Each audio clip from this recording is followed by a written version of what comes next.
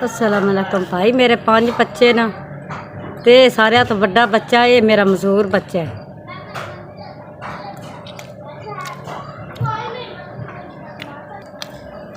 ये सारिया तो बड़ा मेरा बच्चा ये मजदूर है। इन दौरे पड़ जाते हैं, 2-2 घंटे दौरे बड़े रहते। मेरा घरे वाला जेड़ा वो भट्ठे ते मजदूरी करता है। इस वजह की वजह तो मैं किसी का काम भी नहीं कर सकती ते मजदूर बच्चा है। खावन जो कमाता है वो इस बच्चे की वजह तो मैं किसी का घर भी नहीं। खावन जो कमाता है वो भट्ठे के उस खाते ते टुर जाता है। मैं इस बच्चे के खातर बैठी रहनी हूँ। ना साढ़े घर आटा है, ना चीनी है, ना साढ़े घर कोई शै भी नहीं। ये बच्चे की वजह तो ना ये को इतने भी नहीं साढ़े को पैसे बच्चे की दवाई ले लगे। असी बड़े गरीब जे बंदे हैं।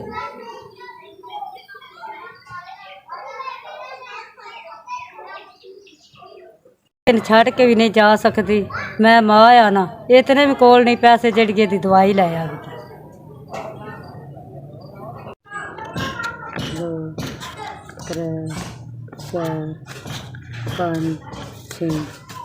अल्लाह तुहाडा भला करे जिन्हें मैंने 6000 रुपया दिता है। अल्लाह तुहाडा भला करे जिन्हें मैंने 6000 रुपया दिता है। अल्लाह तुहाडी तंदुरुस्ती देवे ते अल्लाह तुहानू चोखा दे।